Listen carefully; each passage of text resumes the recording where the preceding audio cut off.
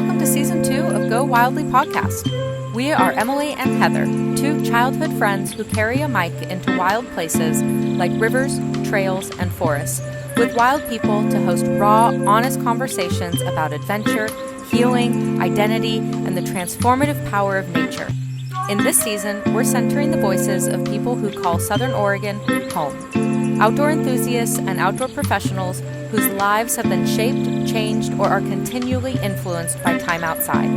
Come along as together we go wildly.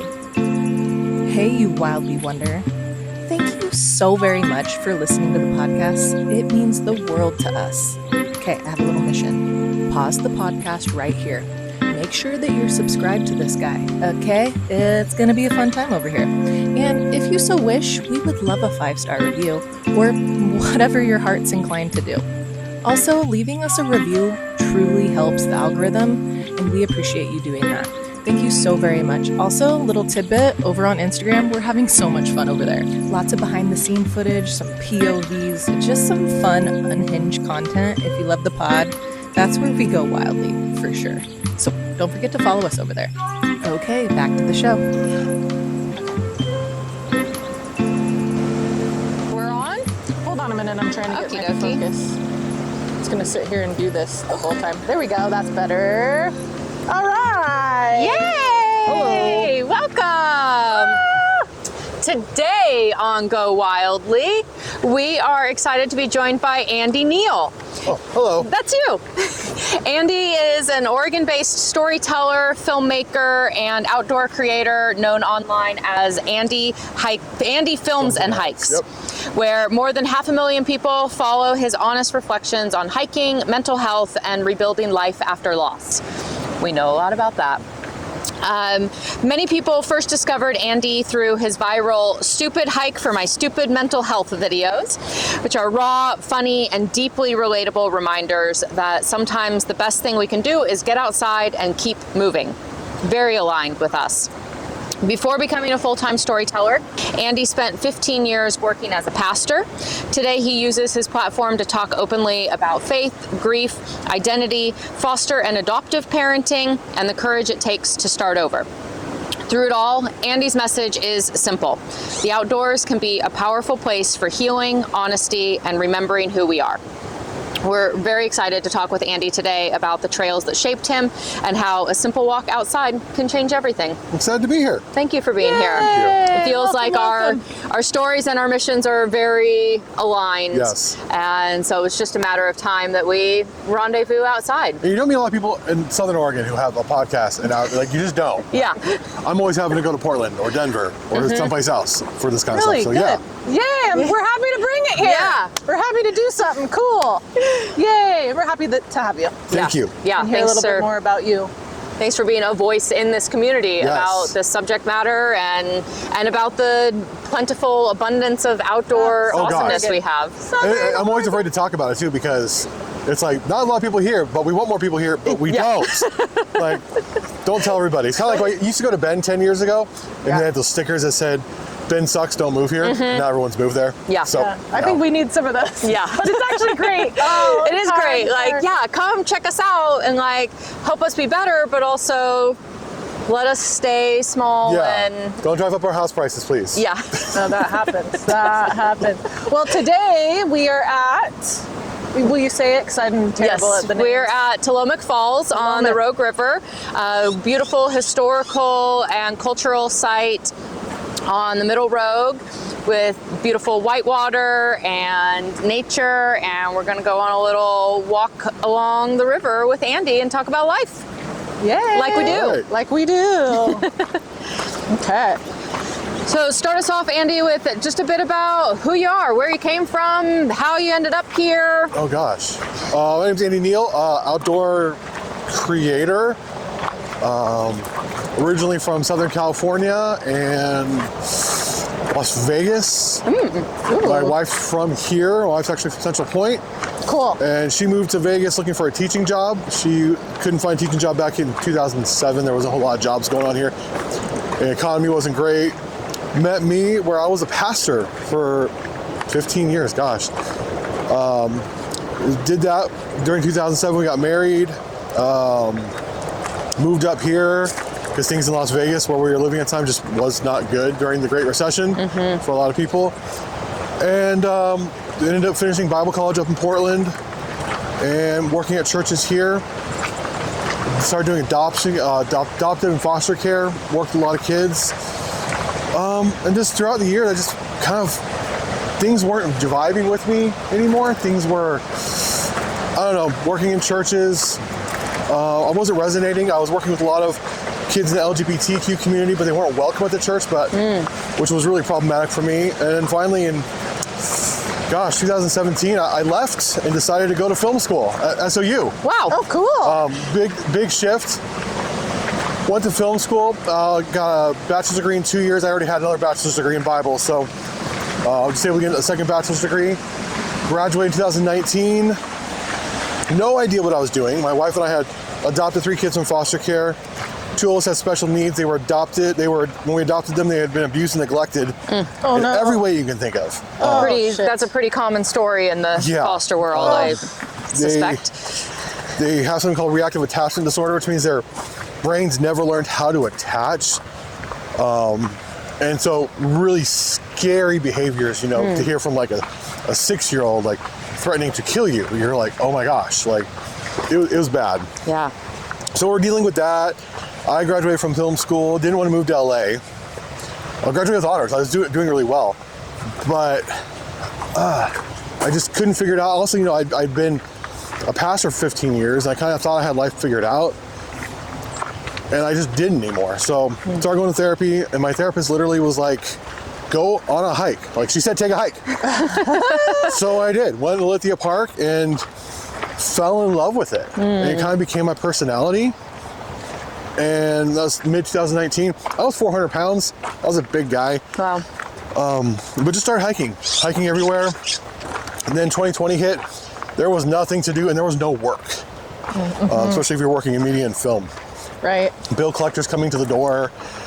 And so I just hiked all the time. And I would take pictures of it, hiking up Table Rock, hiking up Grizzly Peak, hiking all along the Upper Rogue River Trail. There wasn't a whole lot of brands that had plus size gear for someone who's 400 pounds, a moisture wicking shirt, a bib, something that would fit you. Columbia Sportswear did, and so I would just buy that. I was ordering so much Columbia Sportswear at the time, and eventually they kind of got wind of it. I was gonna say, did they notice? They noticed, and then so we're going to 2021 here. I started a podcast called the Hiker Podcast. For about 6 months, it was the #1 hiking podcast on Apple Podcasts. Started talking to thru hikers, a lot of thru hikers. Wow, would hike the PCT, and so I was getting a little bit of traction within the outdoor community. And then finally, August 2021, Columbia Sportswear called me up and they were like, "Hey, have you ever thought about being a plus size model?" And actually 2 weeks before, I said, "I think I want to do a plus size modeling." So you don't see a lot of dudes doing it, you see a lot of women doing it. And I was like, "Yeah, actually I do." Like, "Okay, you're gonna sign a contract with us, you're gonna be a model for us. Can you be in the Columbia River Gorge in like 3-4 days?" I'm like, "Okay." Dang. So I did a whole modeling shoot. How did that feel? It was weird because I'd always been on the other side of the camera working. Yeah. Right. So like at one point we had to move locations and I started like breaking down all the stands and stuff. And they're like, no, you sit over here in the chair. I'm like, "No, I can do this." You're like, "I want to get involved. Let me help." Yeah, that was weird and awkward, but it was fun. And did a lot of stuff with them, did some social media for them. At the time I had maybe 5,000 followers. That's still a good amount. It was good. But I was just like, oh my gosh, the Columbia Sportswear, not only am I modeling for them, they want me to post on social media for them. So that was cool. And then Eddie Bauer started working with me a little bit on gear, and then started doing some other plus size modeling for like grocery stores and things like that. Cool. But then January 2022, right down the road from here, I was just there, Gold Nugget Wayside, which is Bureau of Land Management land.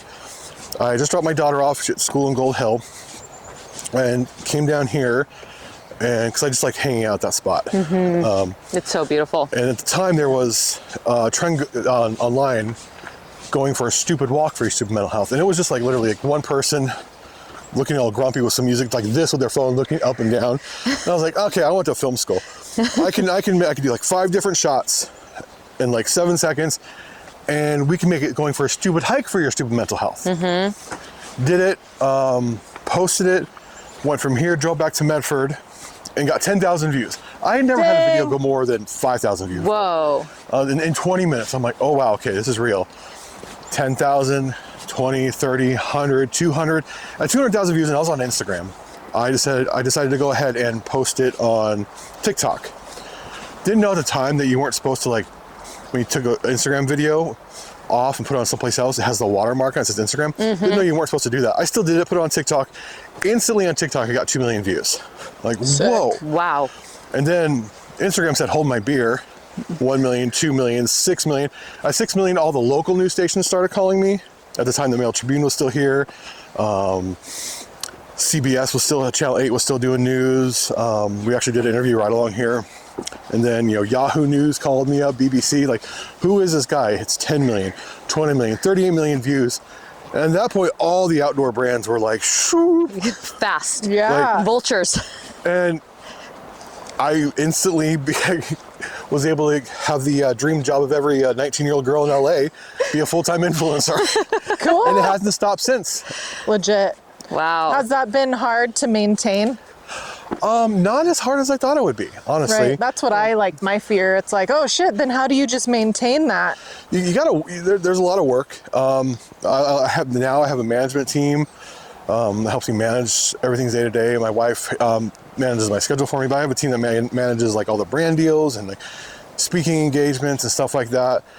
And every year it's getting better and better for me. Cool. Good. I think what it is too is, I had the viral moment. I kept posting, but then also I just kind of told my story. Right. I was vulnerable with people. People online could tend to, or have a propensity to just kind of show the best. I didn't. I showed the good, the bad, and the ugly.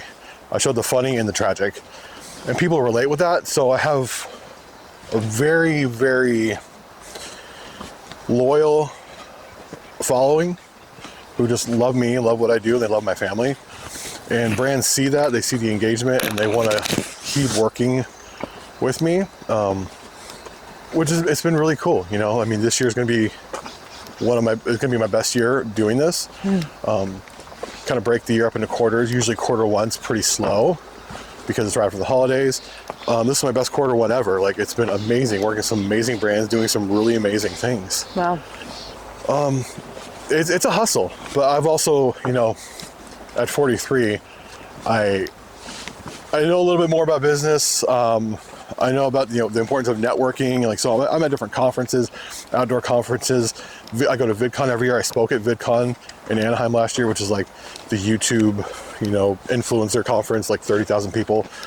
And I just do a really good job of keeping it going, not just posting, but doing the behind the scenes, the handshaking, the going out to drinks with people, keeping it up, and just standing for public lands, foster and adoptive care. I've done a lot of advocacy here in Oregon, calling out our governor about the fact that Oregon ranks 51 out of 51 when it comes to mental health services for children and teens. Wow. And we have been directly affected by that, trying to get our kids services. And people see that and they see it's real, they see it's raw, they see that I just don't show the good, but I show everything. So it's been really good.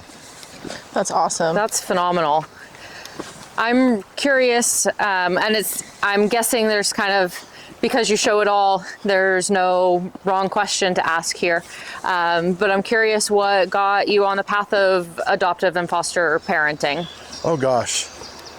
Because that's not an easy role to take on, and not an easy system to navigate. And do you have any kids of your own? No, we don't. We've adopted all 3 of our kids. Okay, yeah, I want to hear this story.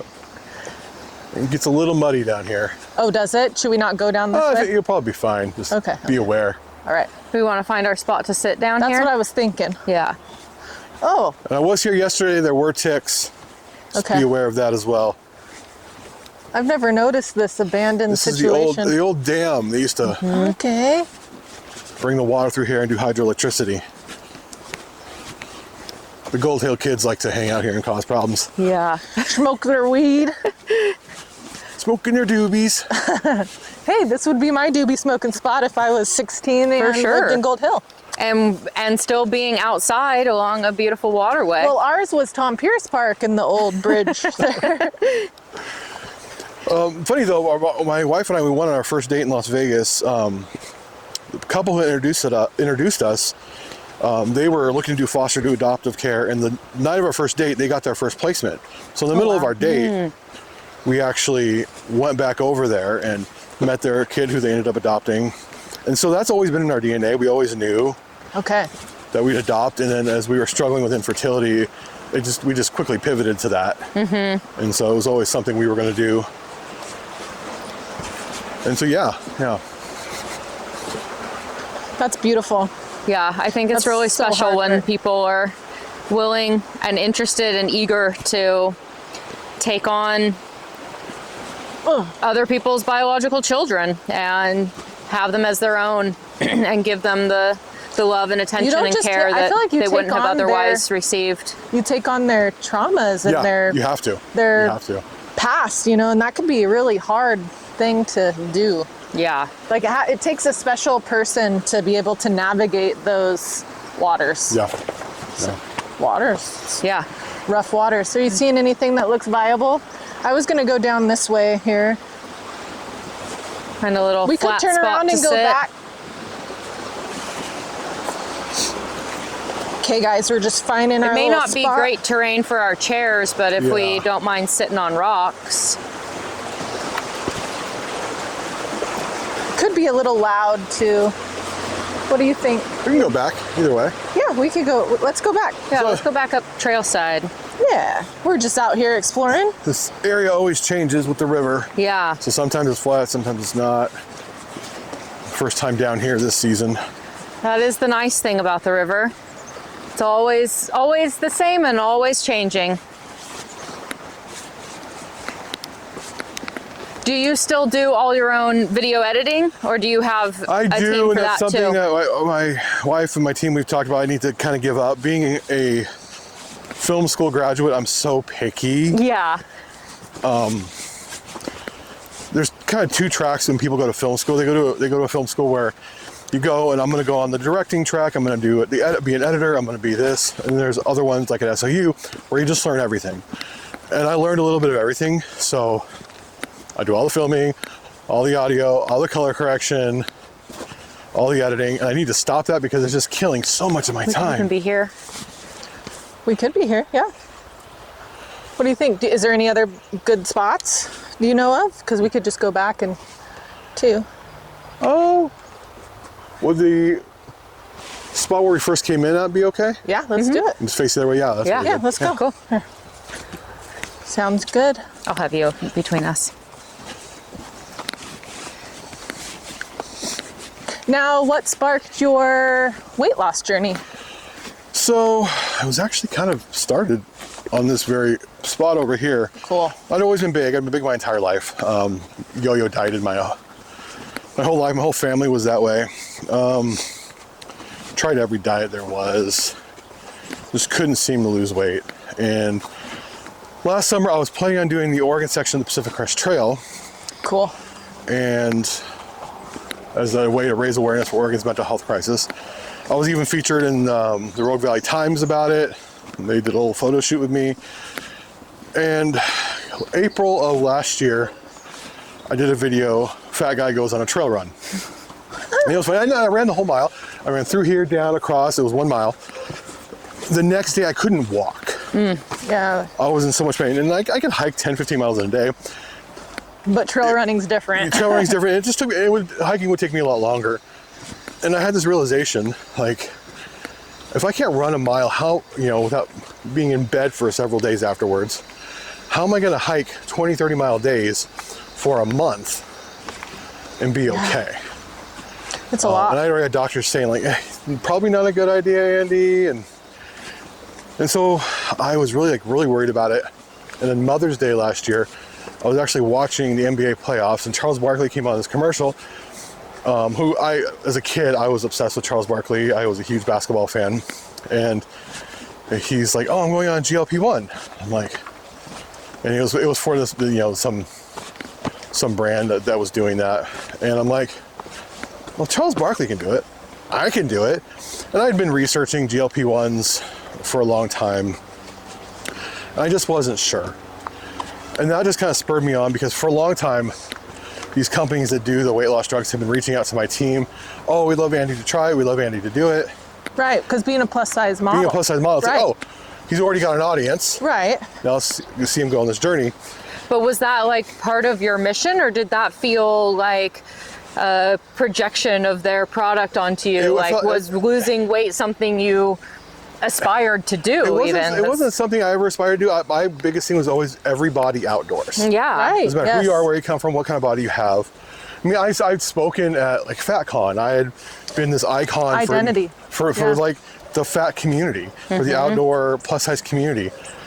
But then we started talking about my health. You know, before all that too, I couldn't get health insurance or life insurance. Yeah. My height and weight just wasn't. Nobody would insure me. Sleep apnea was really, really bad. Like waking up in the middle of the night, not able to breathe for several minutes. Wow. Wife almost called 911. Blood pressure through the roof. Had fatty liver. Like, I was doing all the right things. I was trying to eat right. I was in the gym. I was on the trail. It just wasn't happening for me. Sounds like my husband. He struggles with his weight. It's just. Sometimes you need a little boost. You need a boost. And I needed some help. So that day, it was Mother's Day. I called up my management team. I'm like, okay, so we've had a lot of people offer this to us. What's you feel like is the best, most reputable company? Because I can't. At the time I was like, I don't think I can afford this. Right. They hooked me up with a company where I started working with them and started on the medication. Immediately the first week I lost 17 pounds. Whoa. Oh shit. Yeah, I had a lot of water weight on me. Like I was inflamed. Like it was. How'd you feel after that? I didn't realize how much pain I was in. Yeah. Like You've just been enduring it. I've been enduring pain for so long in my body. We might have a little bit of brushing happening. Oh. Here, I'm actually gonna put you up here. That works. Sorry guys. No worries. Back and forth. But you never realize how much pain I was actually in. Yeah. Never realized I was in constant pain. And then that first week, like I was at the gym on the elliptical, and I usually had to struggle to get the 30 minutes on the elliptical. Like I was pushing myself. And I look at my watch, I'm like, it's 45. I'm like, wait, this doesn't feel right. I'm not hurt. I'm not in like total pain right now. What's going on? Wow. And it was just this total shift. And then, I wasn't losing 17 pounds a week after that. That first week, it was just like, my body was like, oh, I can regulate now. Let's get all this water weight off you. Right. And Let's see what we're actually working with. Yeah. So I lose about, on average, 1 to 2 pounds a week, which is still a lot. And I'm at You're still going? I'm still going. I'm at 250 pounds now. Wow. I've lost about 150 pounds, and I'm thinking it'll get down to 220 is kind of what we're shooting for. But it's been an amazing journey. It's been tough because I was for lack of a better term, I was such an icon in like the plus size fat community. But how many people have you inspired to get a hold of their health maybe a little bit more? And I've gotten more messages. I've gotten some really mean messages like you sold out to big pharma, all this stuff. Other people, like, I struggled, and I wasn't being honest with myself, and so I went to my doctor, and I started this too. And GLP-1s are controversial because there's been so many medications before, like fen and other things, where the industry was really kind of being predatory towards plus size people. This is different because this is a drug that wasn't developed for weight loss. It was developed and was effective for diabetes, and they started noticing, hey, it has these other effects. It regulates hormones, it does all these other things. So they started using it for weight loss, and they figured, oh, this is not only works, it's pretty safe and effective. And the biggest thing for me was not only regulating my hormones, getting all the water weight off, but it turned off this food noise. Yeah. When I was going to therapy, my therapist had diagnosed me with eating disorder, binge eating disorder, where that's how I learned to cope with stress and everything. And literally my mind would literally just tell me to keep eating. I went on this drug. The only thing you could control. The only thing I could control. When I went on this medication, that noise, food noise, just stopped. Wow. I didn't feel this need to keep eating all the time. But you still were hungry. You still experienced down here, maybe? like a need to eat. It didn't completely cut off. It didn't cut off my hunger, but it wasn't like constant hunger. Yeah. Or constant need. What a husband, shift in like daily life, mental life, social life. Yeah, my husband struggles with weight, and he's actually considered getting on a GLP-1. He's on, he does hormone replacement therapy, and that's helped tremendously. But he just can't shed that extra, 30 pounds. Yep. He's having a really hard time, but also, I thought this is perfect. Lovely. He also likes to drink some IPAs. So Yep. I'm like, dude, That's one thing about GLP-1. It completely cut off my desire for alcohol at all. oh, that'd be cool. It just shut it off. I'll go, I remember I started the GLP-1 and I went to VidCon in Anaheim where they give you, I was speaking, so they give you all these free Right. drinks and stuff. And I got my first one, I took a sip of the cocktail. I'm like, No. I'm done. And I thought maybe it was just, I just started the medication. No, I still, I go out with friends in Ashland and it's like, I'll have a Diet Coke. I just have zero desire for alcohol. It's weird Did how you it's not- beforehand? Yeah, I wasn't a big drinker, but I was big. I drink a lot socially. So, I'd have 2 or 3 drinks a week, and I enjoyed a cocktail. I enjoyed wine and beer, but the smell of it even sometimes I'm like, ugh. Yeah. You walk into an old bar, like the old bar here in Gold Hill, you smell the beer. It's like, ugh. Yeah. Sour. Sour. Yeah. Yeah. Beer. Yeah, totally.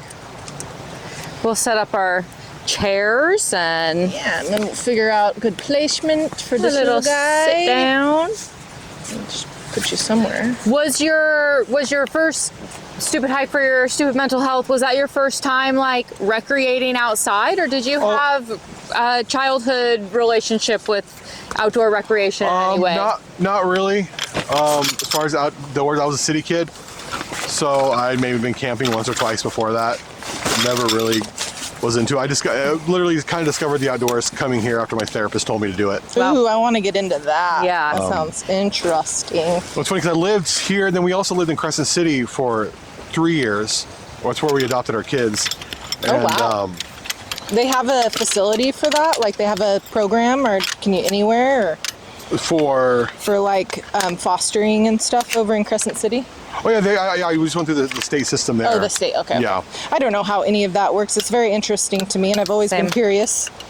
Same. I've known since I was very young that I was not going to be a birther. But that if I was ever going to have children in my life, it was going to be through adoption or fostering, and that has not come into my life and likely won't for still quite some time.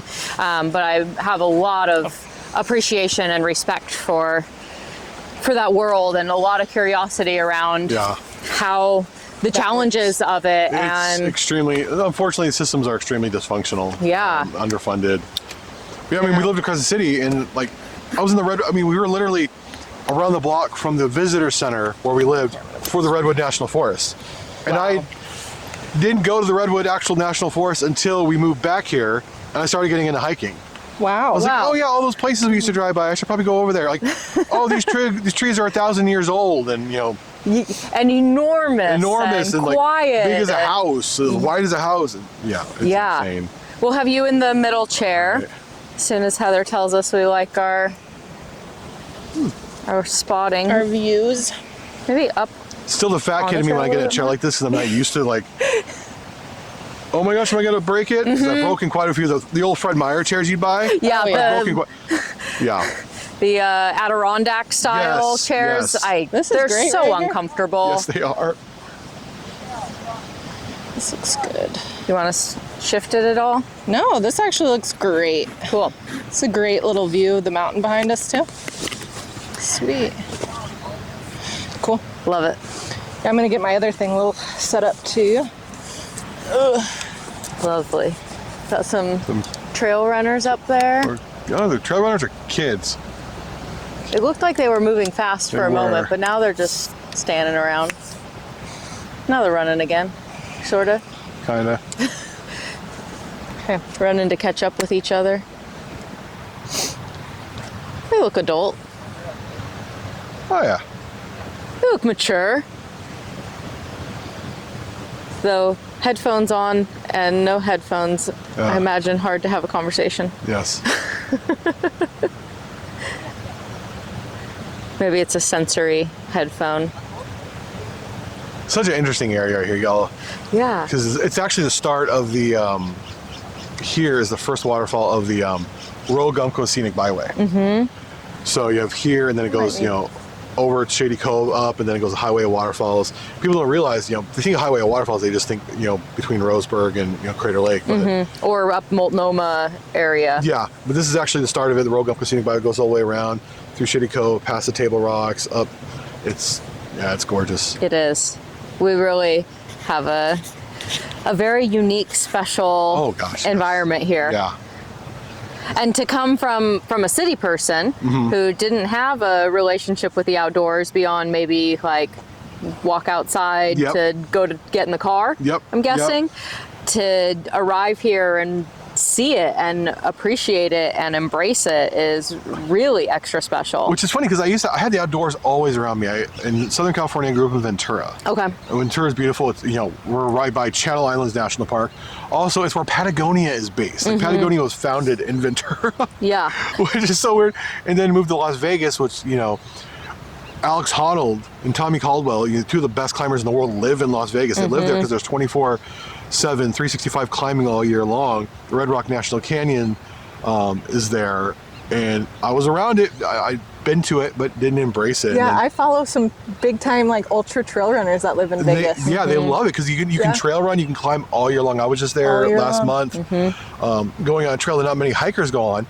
But behind me, there's this kind of secret granite wall, and all these hikers are coming, and I'm talking to them as they're going. There's ones from Portland, there's someone from Klamath Falls, they're coming from Denver to climb these walls that Alex Honnold, the greatest climber in the world, climbs too. And I was around that my whole life, but just I preferred to stay in the city. Wow. So I look back at that, I'm like, oh man, what would have happened if I would have gotten into the outdoors then? But I was just a city kid, and that was kind of what I embraced. What do you think would have happened if you'd met the outdoors earlier? I probably would have stopped being a pastor a lot sooner. Honestly, the outdoors is kind of where I found my meaning and purpose. I think I definitely would have gotten more into fitness, and I've been big my whole life. I would have kind of figured that out sooner. I call myself a late bloomer. I'm 43. I went viral at 39. I'm just now kind of, I don't want to say figuring life out, but like kind of finding out what I'm supposed to do. I don't want to say I've wasted time because I've done a lot, but there's just so much that I wish I would have figured out earlier. And the outdoors really kind of gave me the clarity to figure that out. Yeah. If that makes sense. Absolutely. The outdoors is good for that. Yes, good it for is. Clarity. I've had so many downloads on the trail. And it's just changed the trajectory of my life. So I completely understand. There's a reason why a lot of outdoors people say that this is their church. Yes. And this is God's country. Yes. And this is where they connect with spirit and divine and have an understanding of their place in the world and in the universe. And it's hard to even just climb up on Table Rock over here and not feel like incredibly special, but also incredibly small, but you're a part of something incredibly big. Or you go to the Redwoods and you're just like, this tree has been here for 1,000 years. Like, there's one trail, Grove of the Titans, 6 of the 10 largest trees in the world are on that hike. And it's a easy to moderate hike. And it's like, at one point you come around on this little kind of great trail there, and the tree is literally as wide as a house. And you're like, oh my God, you can't see the top of it. It just gives you this sense of awe and wonder. Yeah. I know, I think that often when I run into big trees, or just even like right here, I'm just like, gosh, what could this look like in the like native, like when, native people, like in the 1600s, 1200s, 800s. Before time in memoriam, like. Well, and the spot right behind us is Salomica Falls. That's where the Takelma people used to do the salmon ceremony. Right behind us. On the other side of the river is the storytelling rock, where they do the story and they start the ceremony over here. And I mean, this land you can hear in Table Rock for the Takelma people was sacred land. Yeah. Still is. Still is. That's part of why this was actually renamed from Powerhouse Rapid, because of the hydroelectric powerhouse that we were just by, to its native name of Tillamook Falls, is to reclaim the land because it is still a sacred place for the native Takelma people. Yeah. Yeah. which don't reside here anymore. They were there's the Rogue River Trail of Tears, which drove many of their ancestors up into the Grand Ronde and the Siletz tribes. And they kind of took all the Oregonian tribes and smushed them all together, tried to keep them up there. So there are some descendants who are still down here, but not a whole lot. There's no tribal land here in Southern Oregon. The closest is the Umpqua, the band of Indians. No reservation really established here. But definitely lots of efforts to relocate, reclaim, and return to their homeland. Which is a huge effort. And I have a lot of theories on kind of the epidemic that our modern people feel around not having a lot of aimlessness and not knowing what their purpose is and why they're here, and this true search for meaning and understanding.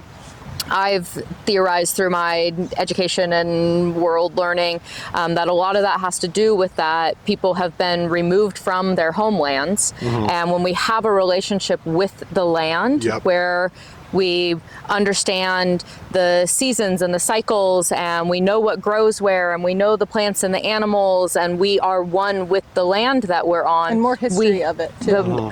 When we are part of the history, we know what our purpose is. We know what we're meant to do. We are one with the land that we're on. And when we're displaced from that, even if it's multi-generational, we're stuck with this unknowing, with this questioning. We're put, especially now, we've been put indoors and lost touch with natural rhythms and cycles, and we're seeking purpose. So why are we here? We are here to be one with the land. I think I've never felt more connected with that than the first time I went backpacking. I was backpacking, and there was it was over on the PCT, south of Ashland, and there was a spot where there was supposed to be a stream, and my plan was to get water before I get to camp, get water there, hike 4 more miles, and then the camp we were going to had a big, like a water pump there. I get there and the stream is dry. This was 2020. It's dry. I'm like, what am I gonna do? And I panicked a little bit. I'm like, okay, I'll get through it. It'll be fine. It's 4 more miles. We'll push through. I'll be thirsty, but I'll be fine. But never felt more connected to the land when I was having to depend on it for nourishment, for hydration, and it wasn't there. It's like, oh wow, like there's supposed to be a stream here. It's dry. It was extremely, that was 2020 was an extremely dry year here. You had the Almeda fire here as well. And so it was like, wow, okay. And this is a funny realization how connected we are to land, because when I go home, I turn on the water spout, water comes out. We don't think about that process. Magic. But I'm out here, hiking in the middle of nowhere. I'm in the middle of the wilderness. I need water. There's supposed to be water here. There's no water here. Yeah, that's scary. What am I going to do? But it was this feeling of panic, but deep connection to the earth. And, I was fine 4 more miles. There was this water pump thing at the camp we were staying at. It was Brown Mountain Shelter on the PCT. I was able to get water, and we were fine. But it was just like, wow, like we don't realize how dependent we are on things like, the rivers with water and our own houses, the trees and the lumber and all. We are so deeply connected and interdependent on it. But we just take it for granted, because I turn my faucet on, the water comes out, and it's clean and it's drinkable. Like, I don't have to sit there. I don't think I have to filter my water, here. I don't have to do that at home. You just turn on, you can drink it. And we're dependent on that to sustain us, and also its ability to sustain us is dependent on us and how we treat it and respect it and preserve it and make sure that it can continue to be a source of sustenance for us. And finding that balance between, getting out here and recreating and enjoying these trails, but also not disturbing the natural habitat too much. Like, we were walking by here, they are doing brush clearing, which is important for these areas so it doesn't burn. We're near the community of Gold Hill. There's a lot of brush too. There's a lot of brush. Maintenance. Because we don't let when we shouldn't, because there's communities here, we don't let these areas naturally burn. through lightning and things like that. So how do you mitigate that? It's like, okay, we don't leave these areas burn and the brush clear out like they should, because we don't want all these houses to go up in flames. So what are we going to do? But how much are we disturbing it too much? There was a big, backhoe back there on the trail clearing out brush. It doesn't feel very natural, but is it necessary? It's finding that balance. Yeah. It's totally necessary.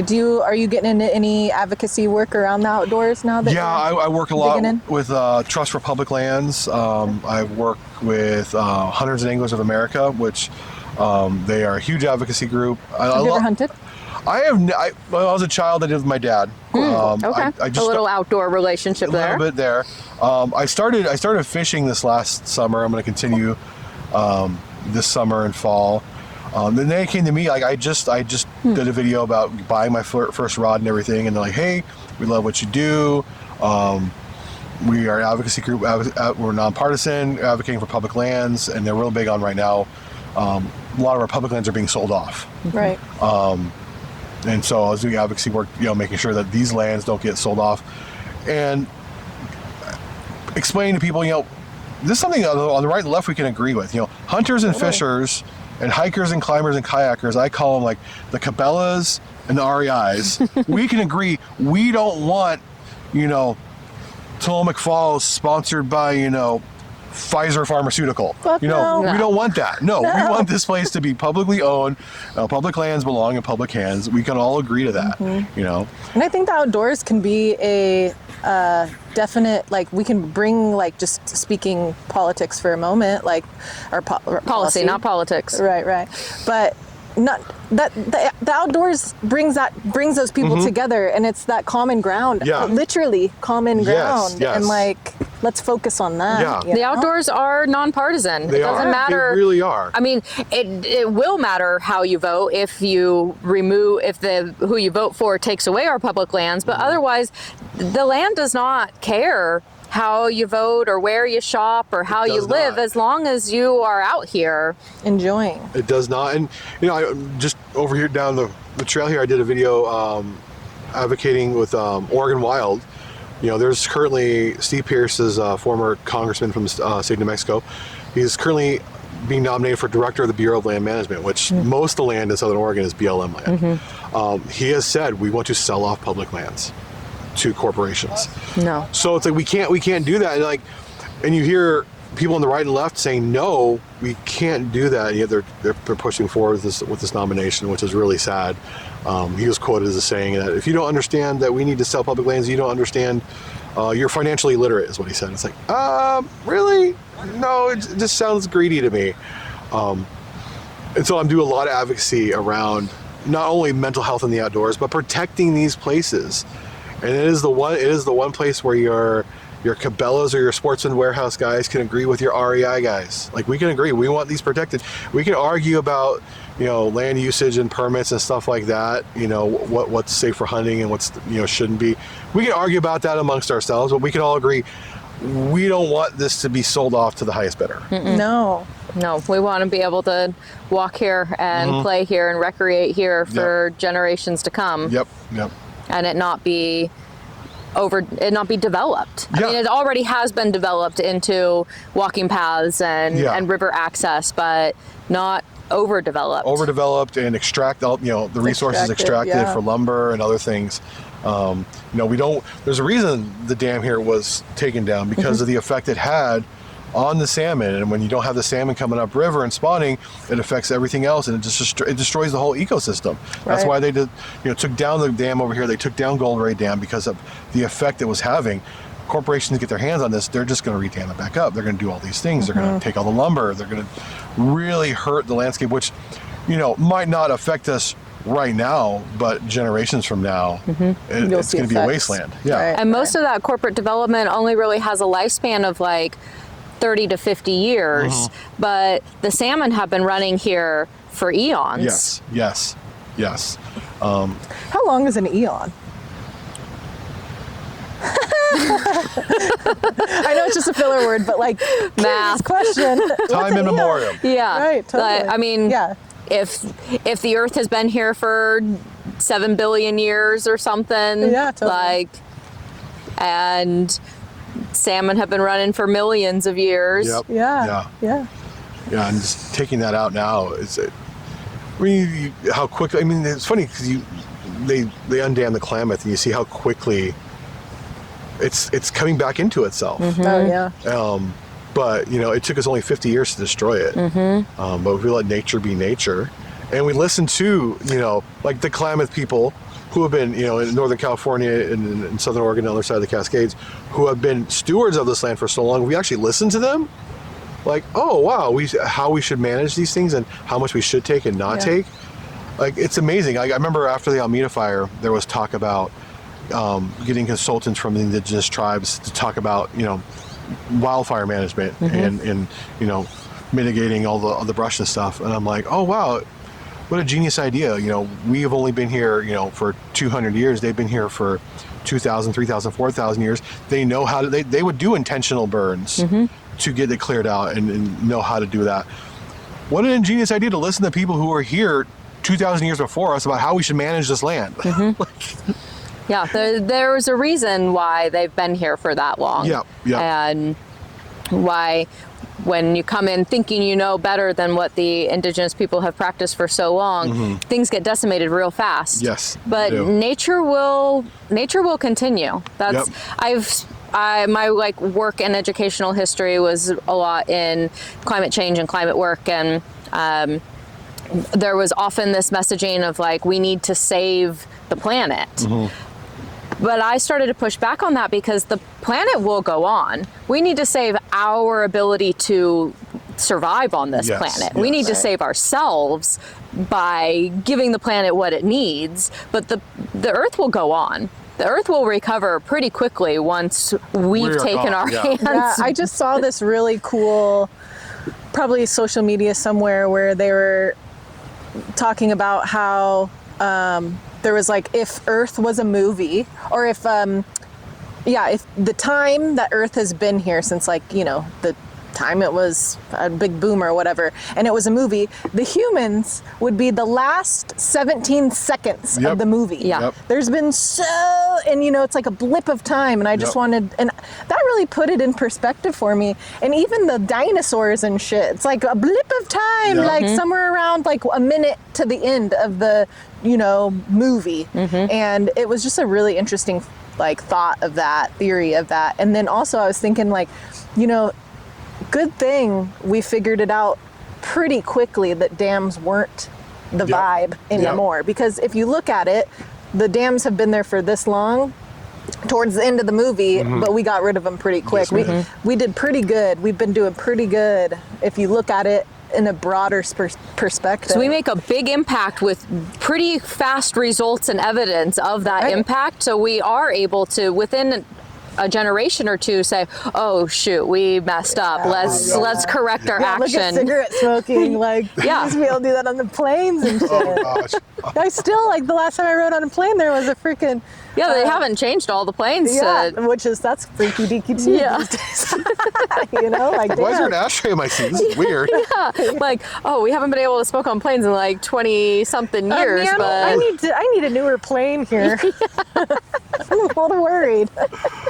Let's think about it's a dinosaurs. There's that Jeff Goldblum quote. This is life finds a way. It's nature's gonna find a way. Yeah, it will. And if it has to, with or without humans, it's gonna figure it out. Definitely without humans, it will. It did for millions of years before us. Yeah. So I just listened to when I was deep cleaning yesterday, and this is where I heard it. This is where it clicked. I was listening to a Joe Rogan podcast with what's his name, a guy that just wrote a book on consciousness, and he had some really cool perspective of consciousness, and all this shit. And he said that line of okay, the movie thing. And then what else was it? There was another really cool statement of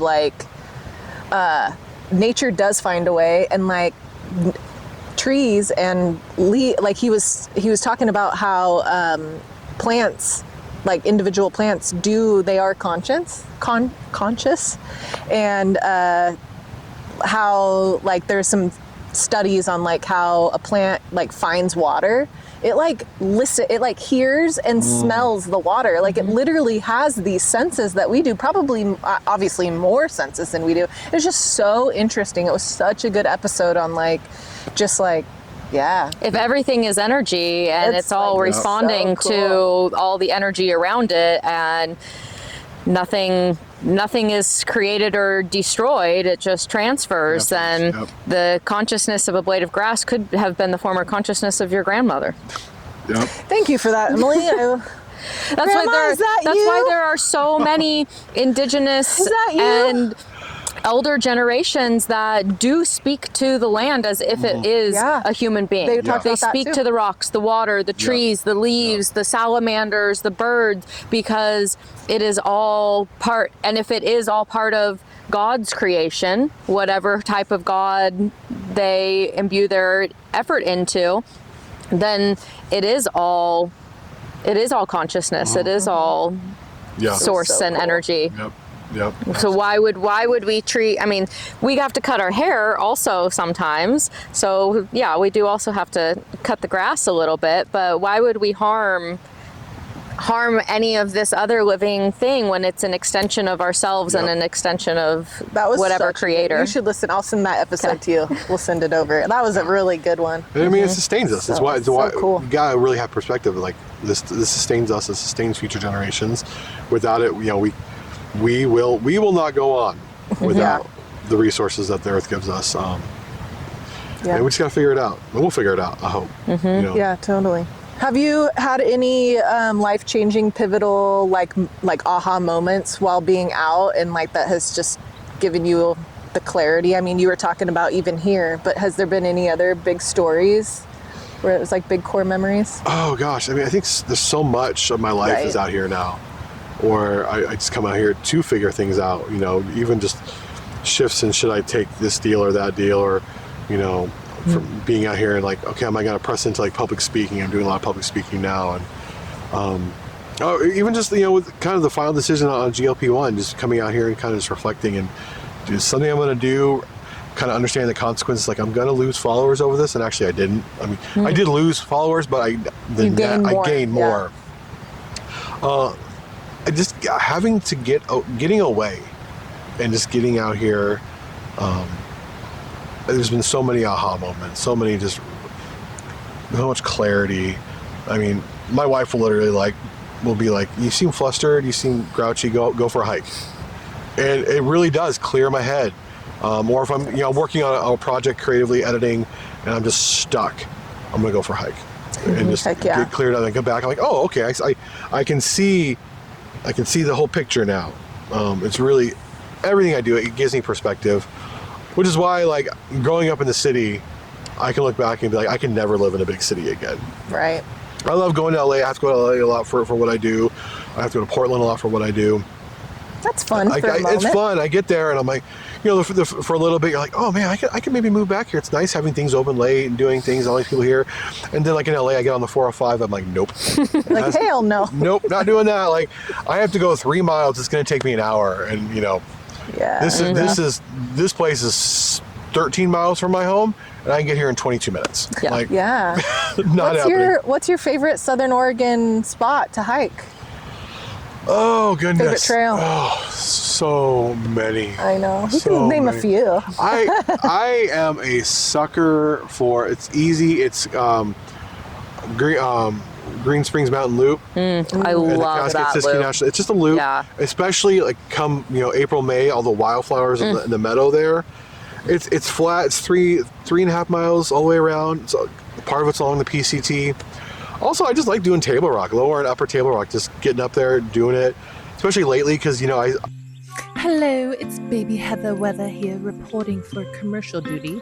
You guys, we are officially becoming a Big Girl podcast, which means affiliate links, discount codes, fun partnerships, little perks for you, our listeners, and honestly, some pretty exciting stuff coming down the pipeline, like big deal energy, baby. So here's the tea. Head over to gowildlypodcast.com because now we have a whole page dedicated to brands, discount codes, affiliate links, and fun stuff we actually believe in. And let me be very, very clear. We are never going to randomly push a weird internet nonsense product on you. If we share it, it's because we genuinely love it, use it, trust it, know the people, met the people, or maybe just wildly obsessed and emotionally attached to them. You know what I mean? And yes, sometimes we are biased because we're friends with them. And we love supporting good humans, okay? And our friends. Also on the website, you can subscribe to our newsletter. Right now it goes out weekly whenever a new episode drops. Because yes, baby, we are a once a week podcasting machine here.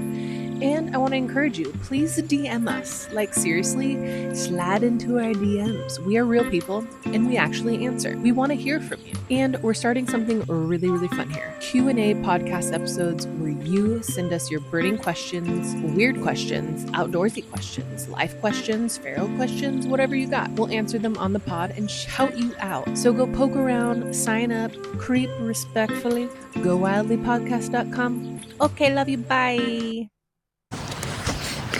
All right, we're back. What was I talking about?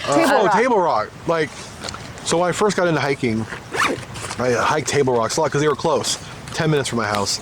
But yeah, it's easy. But now, like, to see as I've lost, 150 pounds. Dang, clap for that. The fact that I get up there, like, it took me to get to the top, not all the way across top, but get to the top.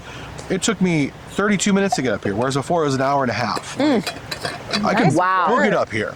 And it just feels good. Great. It feels so good to get, to do that. And what a great measure of your growth and your dedication to yourself. Yeah. And I mean, I've hiked Lower Table Rock 37 times. Heck yeah. And I'll just keep doing it. And the last time I was up there, I met a lady. She was in her 70s, and she had never been hiking before. And she said, "Oh, I saw your videos, and this is only my second hike, and I'm the reason." And she's like, had tears in her eyes. And I'm like, and so just stuff like that happens. Yeah. I'm like, and she's like, "How many times have you been up here?" I'm like, "Oh, this is my 37th time up here." It's like, "This is my first, and thank you so much for inspiring me." I've seen your other videos. To meet you. She got to meet. Yeah, it was really cool. Wow. Did she come up to you? Oh yeah. Well, I was actually up there filming at the at the end of it, like, "Hey guys, doing something." And she's like, "Oh, I thought that was you." And her husband with her and her son was there. Was like, "Yeah, she talks about you all the time." And so she talks about you like she knows you, and now she knows you. So Table Rock, for Southern Oregonians, Table Rock it's always there, and it's marked so much of my journey in the outdoors, just being up there, and there's so many times I go up there, especially I like hiking in the middle of the week when no one's out. There's times I'm up there for being the most popular hike in Southern Oregon. There'll be the times I'm the only human being up there. It's amazing. Wow, I love it. I love that. I love me a hike where there's like nobody. Yes. And then you can see the city below, and then you have the planes when they're landing right above you there. Because a lot of times, the airport's right there. You see the planes coming right above you, and just kind of this perspective, like, there's my house, there's the river, there's the airport. I'm flying out tomorrow. I'll be over there, and it's just some good perspective.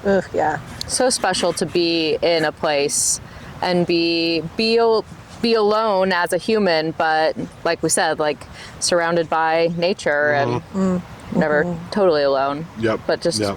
Have you gotten to do any hiking at Cathedral Hills? I love Cathedral Hills, especially coming up this time of year. Yeah. Oh gosh, the wildflowers, they're popping. It's the best time to hike. They're popping right now. Popping now. I need to get out there then. Yeah. It is so gorgeous. I love Cathedral Hills. That's my go-to, just because I live, less than 10 minutes away. So that's where we exercise. That's our gym. Yes. But now we have Dollar Mountain. I haven't explored, I've explored a little bit on the trail, but I need to get up there more and do some more exploring. Yeah. Have you done the Rogue River Trail? Not on the lower end. I've done the upper Rogue River Trail, pretty much all of it. I wish my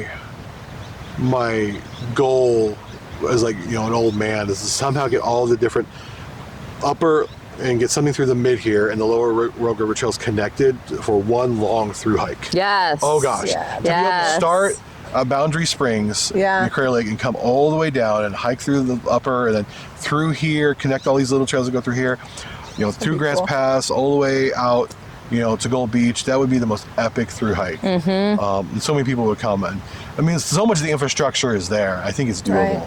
Right. Just about connecting all of the parts. It'll take money and funding. I get it. And possibly some land reallocation because Particularly in Grants Pass, domain, so baby. much of Take the that river frontage land is private residential. Yeah. So that's to hard. transfer that and even parts of it to public land. Yep. I would love to see that, but I want to hike that whole thing, the Rogue River Trail, which is mostly lower Rogue River. But I'd love to see the whole thing connected. Yeah. That'd be so sweet. Yeah. That would Love be that really also. sweet.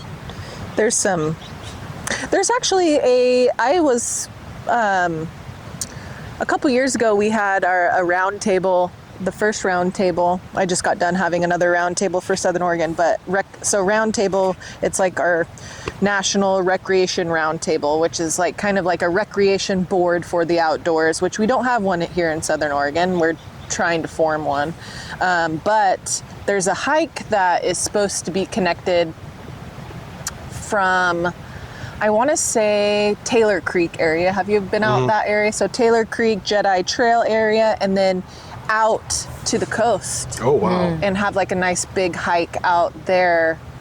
Or it's just a trail, so you could hike it or you could bike it, bike pack it or whatever. So we're supposed to get something like that to connect from essentially Grants Pass area to That'd be out really to the cool. coast. I mean, I've had people, local filmmakers and media people talk to me about how this area is so diverse and so many people don't know about it. Right. So much of like the outdoor media happens in Portland, happens in Seattle, happens in Denver.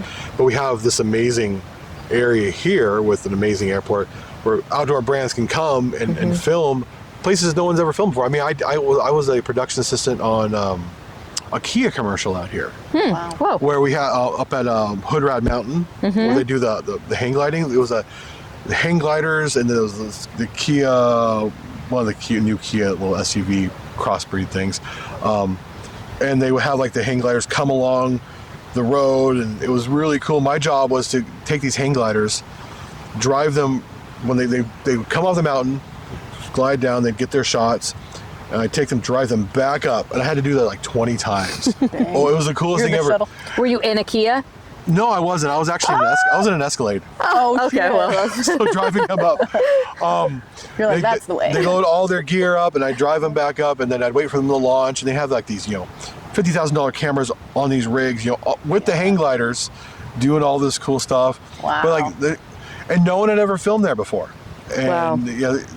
Untapped. And Maybe. there's so much here. I mean, they even talked about doing the Olympics, the whitewater rafting right along here. There's so much. And it's that balance for me as someone who's in the outdoor media industry now. Like, I love that this is my area, and I want more people to see it, but do I really want to? Yeah, that's such a fine line. I worry about that too. Because I see it. I mean, I go up to Portland. I hike We in don't wanna bend. the Rogue River Gorge, and yeah, like Bend. Like everyone knows about Bend now. Bend was the best kept secret for a while, and now it's like but like go to Portland to the Columbia River Gorge. It's so hard to find a time. You got to get there at 7 a.m. And, I went up to one of the falls in the gorge there, hiked it, got there at 6 a.m. Hiked it. Got to the waterfall, did some filming, came back out. As I'm coming back out the last like half mile, all like swarms of people. And it's 8 a.m. at that point. Everyone from Portland's driving in, which is great. You want them to experience the outdoors. It's one of the advantages of living in Portland. And I always say, if I ever live in a big city again, it's going to be Portland because it's so close to all the outdoors. However, I'm just like, it's only 8 a.m. I'm glad I got here at 6 a.m. Because I had to trail to myself for 2 hours. Yeah, how is it filming with people around? Do you get weird or? I used to. I don't even care anymore. Yeah, I try to get over it. too. I just got over it. Like, you know what?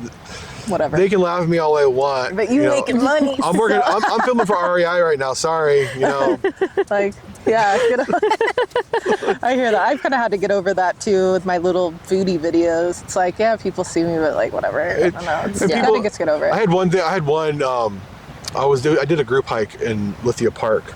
This last week, That was and awesome. there was 40 of us there, and we were doing. Everybody wanted to do the stupid hike for stupid mental health video with me. So there was this bridge there, and so I set up the camera, and I was kind of testing the shot. And these people came up, and all the other group hikers were on the other side of the bridge. You couldn't see them, And so I was kind of testing it, and then they were sitting there making fun of me, like, oh, look at me, I'm an influencer. And they start going, I'm like, oh, guys, go ahead, we're going to film afterwards. And I'm kind of like rolling my eyes. And then they see, like, there's 40 people, and they were just teasing all of us, and they're kind of embarrassed, and they walked off. They thought, oh, some cringy guy, 40-year-old, doing this. Oh, he's actually leading a hike. Oh, He's actually inspiring people to get outside and improve their lives. And Yeah. It was a pretty, Come on, it was a haterators. pretty funny moment. But Keep drinking that haterade. people like to make fun of you for it, but at the same time, it's like you would do this too if you could. Yeah, totally. Yeah. Do you ever have like cards on you to be if you have run into people you can Oh, be yeah. like, here, check me out. Yeah, I Bikes. do. Whatever. Cool. That's sweet. It's- We've been trying to have some cards on us, so Yeah. just Oh, so like we feel a these? little less. Oh, like these stupid things. here, have one of our cards. Check us out. Go wildly. Go wildly. Which has come in very handy a few times when we've Yeah, it been has. People out have and been. like people are going to cross in front of our camera and we're like, it's all good. Your legs are going to be on our podcast episode. Here, check 'em out. Yeah. watch Look at them your walk by. That's always funny. Yeah, that's one thing, I tell people in my new industry that I'm in real estate. So I work in a big brokerage, and people are like, Heather, how do you do it? And I'm just like, you literally just have to get over Cringe Mountain. You just Yep. gotta You got to get over yourself. Yep. That's what Yeah. it is. It's like, you gotta stop worrying about it. Like, just do it. Well, especially like in real estate, like there's some real estate agents that have really kind of cornered the social media stuff, and they've Yeah. done some really kitschy things. Yeah. And they had to get over it, and Yeah. they just had to start. There's that one who does all the weird, like, this kitchen will make you realize how empty your life is while you're making, she does this Yeah. funny with the microphone right here. Yeah, Like, Caitlin. Her ASMR. yes, the Yeah. ASMR, like, she had to just get over it and do it, and now people want to use her as a real estate agent because they related to her and it was They funny. relate to her content. Yeah, yeah. And it's something you got to do. And that's, for me, it's the same way. People, they see me, they relate to me, oh, he's not some, Mountain Dew commercial looking climber. He's just out here a regular guy in a flannel shirt, You're just- taking that barrier to entry out of it. Exactly. Give people permission to just be themselves, weird, Exactly. wacky, and wonderful, all that they are. Yeah. And it's okay to be a little awkward sometimes. And Oh God, Yeah. I'm awkward. It's fine. I feel like at least in our schooling, there was so much education and like teaching around being very precise with everything that you would say and be very comfortable in public speaking and in everything that you do and have no awkwardness, be perfect and like practiced all the time. And well, there's value to that. Also, just be yourself, Yep. be natural, be unscripted, be That's what people like, connect be with. refined, Yes. but just let it fly. My best content is stuff it was off the cuff. Yeah. I mean, my first video I did, I went viral, it was off the cuff. Just, I'm gonna do this real quick and see how it goes. And there's times where I plan out meticulously shot for shot, and there's times where And then they don't perform. They don't Like, perform. yeah. There's times where it does pretty good, but my best content's always the stuff where I have an idea. I was at Persony Falls along the Upper Road, and I was trying out I had a GoPro, and I was trying out a new GoPro mic, and I did this thing where I said, do you see this? Do you see this? It's freaking nature. It's freaking awesome. Woo! The video did 1 million views, which is really good. But more importantly, that audio, people took that audio, 60,000 people used that audio clip Yeah. and put it on their hiking videos. That audio went viral. Some of the videos that were used, like there was a marine biologist who did this weird like photo they took or video they took of this weird like octopus looking thing. They put it on there. That video with my voice on it got 40 million views. Wow. Legit. Like, and it was just some off the cuff thing where I just want to test this mic out, see if it works with a waterfall behind me. And the audio went viral. So you never know. My friend Farah and her family, she started doing social media and like TikTok and stuff. And I told her I went up to her property and I was like, she's like, I kind of stopped doing it. I wasn't really getting anything. And I'm like, do vertical shot videos and keep doing it. Like, I was like, keep going. I'm sure she got influence from everywhere. Like, her daughter's young and stuff too, and was like encouraging her. So it wasn't just like me or anything, but I was like, try doing it vertical. Like, you have a lot of these horizontal and people might connect better this way. Well, now she has a ton of followers, and her little boy, Kingston, is like, he's the, hey, do you like secrets? Have you seen I've that seen kid? those. Yeah, like, come over here. Like, let's go over here, you know? And it's just like, like, she just kills it, you know? But she hasn't figured out, I don't know, I got to catch up with her. I think I'm going to be catching up with her here soon. But she's been having a hard time harnessing the, you know, trying to monetize it. Yeah.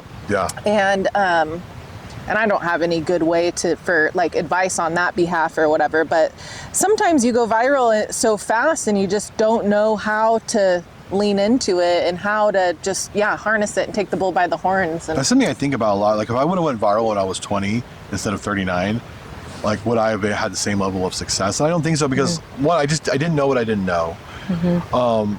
And also I've been doing social media for a while and I knew kind of the ins and outs of it in the media world, and I had a niche. Like I was outdoors, I'm doing a podcast, and so I knew that these brands came, boom. But you know, someone just does some one-off funny video. It's like, how do you monetize? Like who are you? Right. Where do you come from? You know, a lot of people start leaning into lifestyle content, like mom and dad parenting content, which is great. But like for me, like I sell something very specific, outdoor stuff, outdoor clothing, outdoor gear, which also then I've worked with Subaru, it's leaned into like cars and like hotels, like, oh, you're going to go I travel a lot. So like I worked recently with Best Western and like, oh, you have a daughter who plays basketball, plays elite AAU basketball. We want you to do a video about you and your daughter playing basketball for Best Western and travel. And so it just kind of led into other things. But anyone who's really trying to get into social media, unfortunately, you kind of have to find your niche, right? Because the platforms, they don't monetize like they used to. It used to be, you know, you go viral on YouTube and you get AdSense revenue. It doesn't really work that way much anymore unless you're doing tens of millions of views consistently. So you have to work with brands. So finding that thing that makes you, my management team is always like, make your content so brands can see their product in it. So if you're a mom and dad, you know, doing like family content, can Tide see their product in your content? So obviously what I do is pretty easy, you know, backpacks, clothing, hats, shoes, travel. Other brands can see, you know, cameras. I do a lot of camera stuff now. Like that's pretty, because I'm Andy Films and Hikes. You know, that's pretty easy to cross over. Camera companies want me using their cameras. Right. Have there been brands that you've said no to because they don't align with your mission, vision, values? Oh yeah, I've turned down some big paychecks too. I'm like, you're shady, and I don't agree. And there's been times in the middle of a deal where I had to take a hit and cancel the contract because I was like, going to ask that. That was my next question. You guys are being shady. This feels too scummy. And that was before I had a manager. Now they filter it. They filter it out really well for me. But there's been times I've been like, no, I can't do this. Not in good conscience. Not without compromising my integrity. I was going to say too, have you ever been kind of screwed over? Yeah. There like learning lessons. There are, you know, I talked about it a little bit. You know, when I first got into this, I didn't have a management team. I learned about something called perpetuity. So when like you sign influencers or models, when you sign with a company, you're like, oh, I'm giving you the rights to these images that I'm creating, these videos, these photographs. If you're not careful, you're going to sign something that says they own your name, image, and likeness of these photos in perpetuity, which means you might be walking through an outdoor store someday and you're like, oh, that's me. 40 years ago. And it's happened recently. Like, that's me back in 2022. Whereas, have you done a video on that? I have not, no. Okay, because I feel like it's another outdoor influencer that I follow, but more YouTube. They do a big YouTube channel, and they said that they saw they got screwed over, and they like went into some Columbia or I don't know, probably not Columbia, I'm misspeaking, but some store, and they were using and they're like, oh my God, and they had to get a lawyer involved and figure it out. And like that happens to me. I look back and I'm like, and there's been a few times where it's happened with other brands. There's a mattress brand that happened with me, I look at the contract. I'm like, I can't fault them because I signed it. I just thought perpetuity was like, oh yeah, whatever. I was like, that means basically from time immemorial, you can use the stuff I gave you. Now, like my team will be like, okay, they get 3 months of usage. Yeah. And if they want to use it again, they got to come back to us. And brands do. There have been brands that come back like, hey, we want to keep using this content. Like, okay, Sign another check. please. Yeah. And they do, and it's great. And so That's contractual. It's contractual, and I don't get mad at brands that have done that because it's business, and it's good. The guy doesn't have a manager. It protects both parties. Yeah. At the same time, like I tell anyone, if you're first getting into this, look at the contract. If you see in perpetuity, say no. I want 3 months usage, 6 months usage. Yeah. That may be a deal breaker for some brands. Most it's not. They're like, okay, yeah, we get it. You caught us. I find myself giving in the real estate. I feel I'm giving people education, like first-time home buyers, on these contracts that they get roped in with some sleazy real estate agent, and they want fees to get out of things and fees. Yep. And if they're starting to work with me, even though that contract's canceled, they still get like money on the back end. And I'm just like, let me educate you on exactly what this says. And so you don't ever have this happen again, even if you decide not to work with me. Like, you're just more educated around these contracts. Like, I see it a lot, and people don't know how that stuff works. You don't know what you don't know. Like with Columbia, no fault on Columbia. I go to a Columbia sportswear store. They give out coupons when you check out. There's a few times in the last year, it's like, oh, that's me on that coupon. Okay. Do I get an extra discount because it's me on the coupon? And I'll sometimes show like, hey, that's me. Like, oh, that really, like, oh, that is you. Like, oh, like, yeah, that's me. Yeah, that's me up there too. Yeah, the plus size section there. That's me in that waterfall. Yep. That's like really cool. You're welcome. Yeah, and I can't be mad because another thing is, Columbia gave me my break, so I'm not mad at them. Well, it's seating too, in a sense. Like, you just gotta maybe chalk it up to like, okay, well, people are gonna see me. Then maybe they're gonna see me on social media and be like, wait, I saw that guy before. And like the seating of like, your face being out there. The problem is now, like, I gotta like people don't recognize me anymore. Oh no. Yeah, how's that? That's weird because a few people are like, oh my God, like, you've lost a whole person. I'm like, yeah, I have lost a whole person. Yeah. I did a video this morning where I took my original Stupid Hike for Stupid Mental Health video, and then I reshot it shot for shot, same place, same exact everything. Wow. And I'm just looking at it like, You're just gonna go bling bling bling bling. I'm looking at it like, oh wow, like this, I've lost a whole person, and it's weird. And in that video, I posted it right before I got here. I didn't talk about weight loss or anything. I just talked about the journey for the last 4 years. And I may have a lot of things have changed, but my heart's still the same in protecting public lands, getting people outside, taking care of their mental health. Now your heart's healthier. And now You're gonna go longer. I don't have my blood pressure isn't like 150 over 90, like insanely high. I'll be able to live to see my grandkids, hopefully, There you go. That's what it's wonderful. all about. Yep.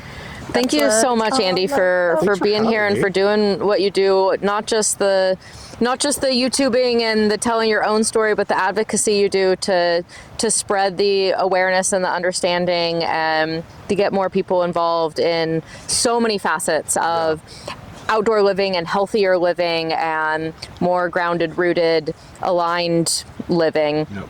It's clearly making waves beyond what you can see, and also that you see every single day. People seeing you doing what you do and coming up to you and seeing your face in so many places. Like, the work that you're doing is We need more. seen, felt, heard. Appreciate it. Thank you. Yeah. Thank you. Very inspiring. And thanks for coming and joining us on our little podcast. Thanks for coming out We have here. our own local celebrity. Is your podcast still going? Do you do it? It's no, I haven't done it in a while. I need to. It was one of those things, like, I kind of slowly faded after I went viral because it was like all my Which attention. one? And It'll come back. Yeah, People totally. keep asking. I get asked all the time, hiker podcast come back, Andy Films and Hikes podcast coming back. I'm like, it'll come back. It will eventually. Cool. Good. Once I get like someone else, like, I just need to show up, record, and leave because I don't have time to do all the editing and stuff like I that's used to. hard. Yeah. That's a long form. It's long form It's editing. long form. Yeah. Yes, it is. Yeah. Totally. Well, before we pack up and hike out, we got a few wrap-up questions for you. But before I ask those, I just want to give you a little extra space for if there's anything else that you really want to share and let be known about your story, your path, your journey, that we haven't touched on yet. I think just I really want to destigmatize, especially for men, mental health and mental illness. It's okay to not be okay. It's okay to admit you need help. It's okay to talk to someone. It's okay to go to therapy. And I think for so many men, especially outdoorsy type men, we like to bottle everything up. We don't like to talk about emotions, and it's okay. It's okay to not be okay. There's a reason why, men commit 90% of the violent crimes in our country. It's because they're not dealing with the stuff that's going on inside. And then they bottle it up and they blow up. And so it's okay to not be okay. It's okay to admit that you need help. And that's something I'm very passionate about. The outdoors helped me do that, helped me discover that, because I was going to therapy, and my therapist did say, go take a hike.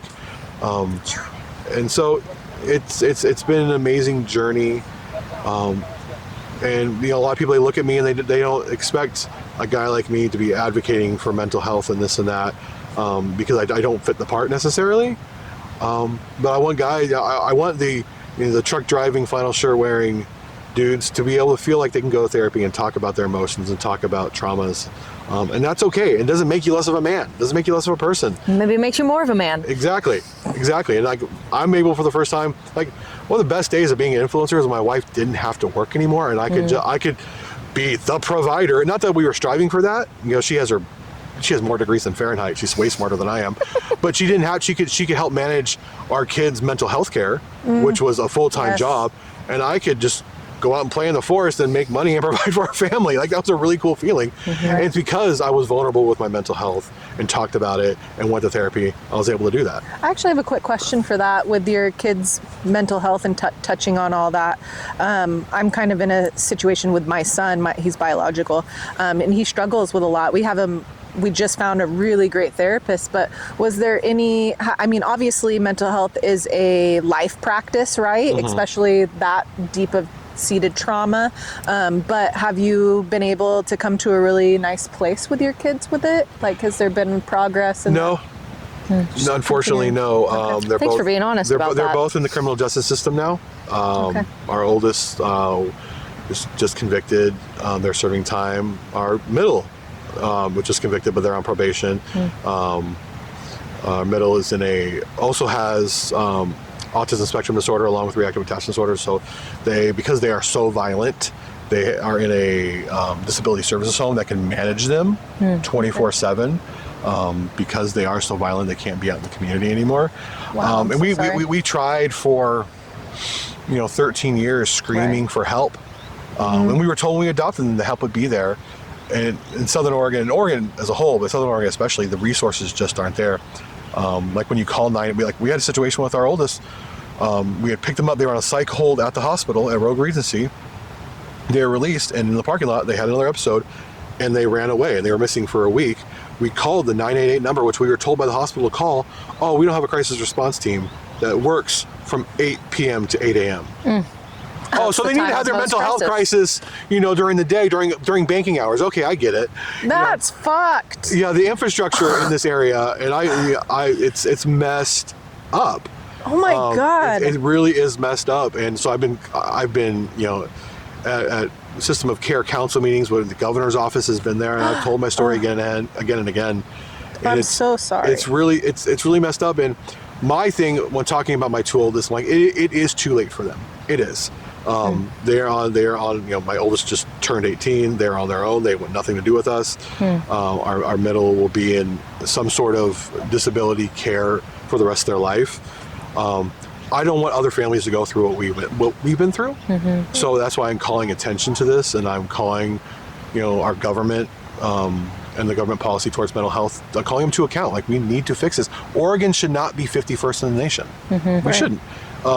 For a state that talks about compassion and mental health and talks about inclusivity, but we don't do the work. We like to talk a big talk, but we don't do the work that's necessary. We don't put our money where our mouth is. Especially, how do we change that? It's gonna take a lot of hard decisions. It's gonna take services at the most broadest level, making sure that families are taken care of early, making sure single mothers and other families that don't have resources get those resources. Howdy, friends. Quick little pause on the adventure. First of all, we just want to say thank you. Truly. The fact that you're out there listening to this weird little outdoor podcast we started means more to us than you probably realize. We're just two little feral childhood besties that had an idea, grabbed some microphones, and decided to record conversations in the wild. And somehow you showed up for it. Thank you. So if this podcast has ever made you laugh, taught you something, or kept you company on a drive, a hike, or a day at the river, we have one small favor to ask you. Give the show a follow, tap the stars, and leave a review if you can. And also, here's a little fun exercise. Think of the first person who popped in your head while listening to this episode. Because let's be honest, everyone on podcasts reminds somebody of somebody, or somebody you know that'll enjoy this podcast. Send this episode to them. That's honestly the best way this little wildly podcast grows. All right, thanks for being here with us. Now let's go wildly together. We there? Yep. Okay. Anyways, I was just saying when we were doing our little battery break that my son, we first started with options, which was, I think it was good for just the, again, like getting into therapy. It was like him kind of waking up to it, me waking up to it a little bit, like, oh, therapy's an option, but it was the worth. I mean, the therapist just lacked any sort of connection with, to make a connection with him, to really do any sort of work on their behalf. It was really sad and dull. Don't get me started. Options of Southern Oregon, it's a private business that does mental health. It's contracted by the counties, by Josephine and Jackson County, to do mental services. Because it's usually free if you have OHP. If you have OHP, it's free, which my kids do because they were adopted through the foster care system, which means we get that whatever Medicaid, whatever state we live in the entire country, they get Medicaid, whatever the version is. In California, it's Medi-Cal. Here, it's OHP. But yeah, there are no options. Like when I first tried to find a therapist here, it took me 6 months to find one because there's just not options here, and we just do a horrible job. And like the therapist, like at Options Southern Oregon, we had a care coordinator who was actually really great with our kids.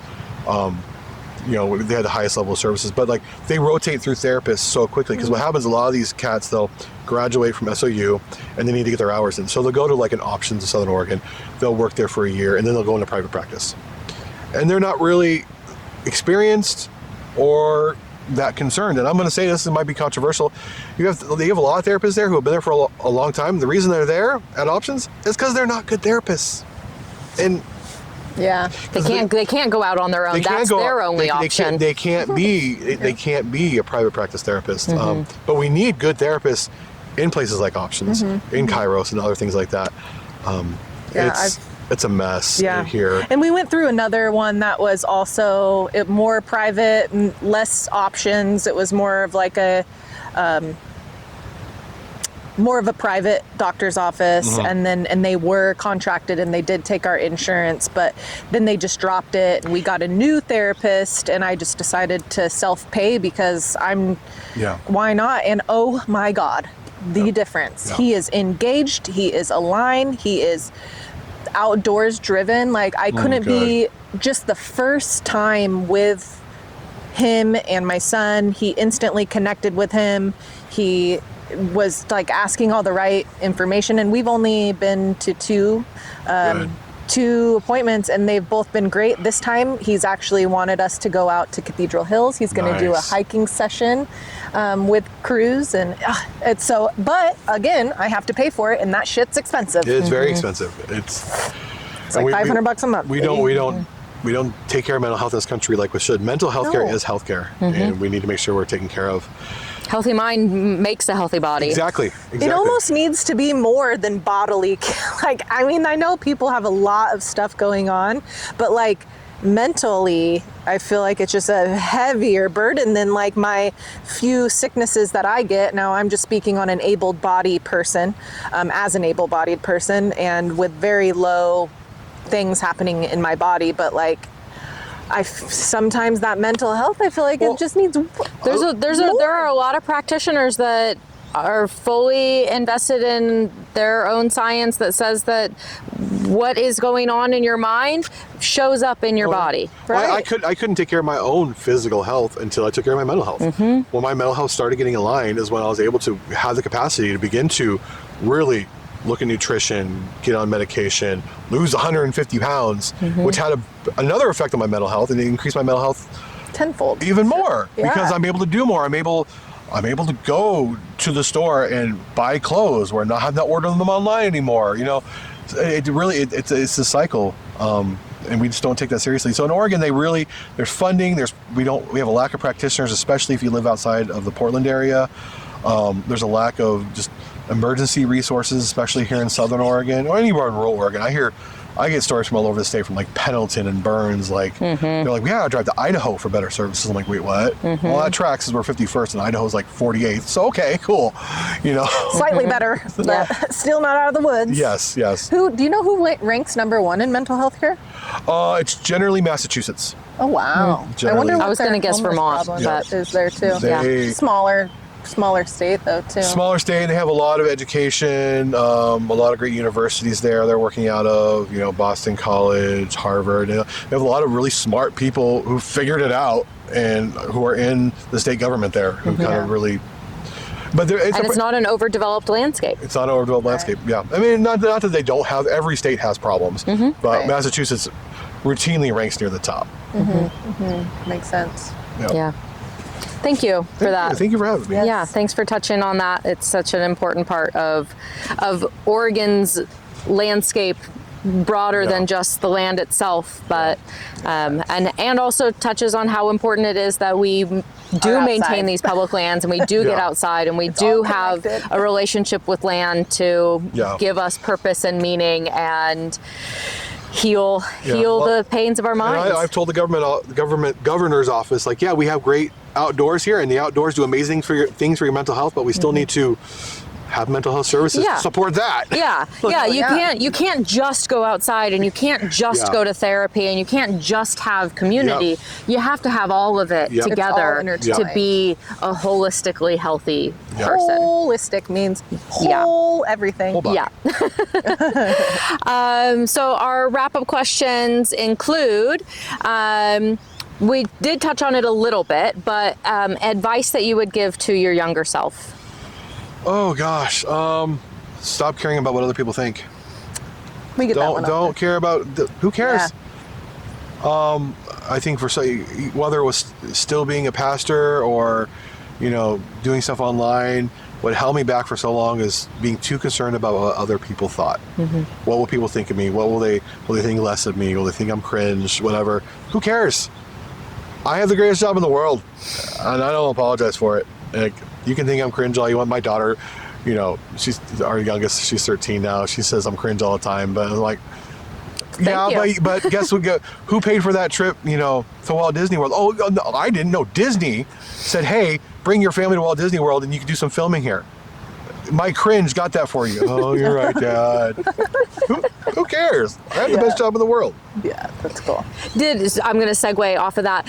Your path to becoming a pastor, because you're saying, like, don't think so much about what other people think about you. Was that path put onto you, or was that, did you choose that yourself? Was that like an expectation from? It was, both my parents are preacher kids, and my grandparents really wanted me to do that. And, you know, growing up in church, I was always kind of the smart kid when it came to the Bible and stuff. So it was kind of like, oh, he's going to do that. And then when I started doing it, you know, like, I really enjoy public speaking and that sort of thing. So I was good at those things. But then I realized, like, I don't necessarily vibe with what's being taught here. I don't necessarily, but I don't want to quit because what are people going to think about me? If I start questioning things, what are people going to say? Am I going to lose status? Am I going to lose my job? I just say stop. I left there when I stopped caring. I'm like, I don't care. Like, I can't keep being fake. I can't not be me. You transferred your care into something else. Yeah, totally. Awesome. Thank you. And what is your favorite piece of outdoor gear or equipment that you always have with you? Trekking poles. My Diorite carbon cork trekking poles. Diorite's made by Minimal Gear, a small company up in Portland. Shout out to Canuck and all them, Gilad, who's the owner up in Portland. I love my trekking poles. I love them. I will, even if I don't use them, they are on my pack. I will bring them with me. They have saved me from, you know, at 400 pounds and even now from, you know, falling over a cliff. So always have my trekking poles with me. That's awesome. And if people want to find you and learn more about you, get in touch with you, hang out with you, go for a hike with you, where can they find you? All the social media platforms. I'm at Andy Films and Hikes. There's a bunch of copycats lately. So on the Meta platforms, Facebook and Instagram, there's going to be a blue check mark there. But at Andy Films and Hikes, one word. If you are in Southern Oregon, you can hike with me on May 3rd. We're doing our next stupid hike for student mental health, and I'm also speaking that night about my story at White Rabbit Crater Cafe in the Plaza in Ashland. Cool.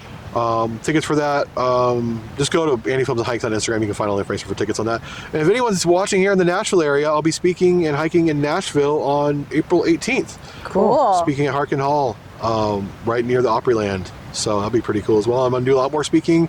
You'll probably see me pop up in places like Portland, Seattle, Bend, Denver, Spokane. Focusing a lot on the speaking. I'm really focusing on That's your speaking, goals. and then getting ready. I'm actually meeting with a literary agent here pretty soon to write a book, hopefully. Woo, So, nice. I'm going to call it, already got a title, From Sermons to Summits. And cool. Smart. be starting that process of writing. I do a lot of writing on my Facebook, and found a lot of followers on Facebook. Don't sleep on, if you're like social media, don't sleep on Facebook. I went from 0 to 200,000 followers on Facebook in the last 3 months. Wow. Oh, legit. And they pay too, so don't sleep on Facebook. Awesome. And when your body expires and your soul leaves this plane of existence, how do you want to be remembered? Goodness, I want to be remembered as a good dad, a good father, and someone who just loved people and loved the outdoors. You know, the fun stuff is cool. I get to do a lot of fun media stuff. Going viral is cool. Working with Disney's cool. But like, I just want to be a good dad, good father, good husband, and a guy who's known for, encouraging people to get outside and take care of their mental health. There we go. Awesome. I think from Thank what I've seen you. so far, seems like you're doing that. Yep, you are definitely doing Yeah. that. Thank you. And I have one more question, because I was going to ask it a little bit earlier and I forgot it, and it just came back to me when you were talking about men's mental health. Do you host or participate in any kind of men's group, or do any organized men's group hike, or how do you engage and facilitate, if at all, supporting men's mental health? Most of it's been online. I haven't done any group stuff yet, but if anyone has any resources to start doing that, I would. Calvin's I would love to get connected. Hit me up, and you can email me, Andy@andyfilmsandhikes.com. Awesome. Woohoo! Thanks so Thank much, you. Really Andy. appreciate Thank you for having me. And thank you guys for tuning in, and like, share, subscribe, all the little things, please. We appreciate you, and we'll catch Maybe you someday next we'll time. be as big as Andy on the Sure. internet. Sure. Ring that notification bell. Yeah. What do we say? How do we say it? Yeah. How do we make people? How do we make people? How do we get people to follow us? Yeah. Keep posting. Yeah. Just Yeah. keep doing it. We're gonna keep doing it. Just keep doing We're it. committed. Yep. I'm Heather. I'm Emily, I'm Andy. and together we're Go wildly. Thank you so much. Thank you for having me. Yeah. Pleasure, joy, honor, grateful. That's a wrap on this episode of Go Wildly. From the bottom of our backpacks, thank you for listening. We know you enjoyed the show, so tap follow, tell a friend or two, and leave a quick review if you can. It makes a real difference. Your support allows Go Wildly to reach new listeners and bring more outdoor stories to the mic. Until next time, go wildly and go outside.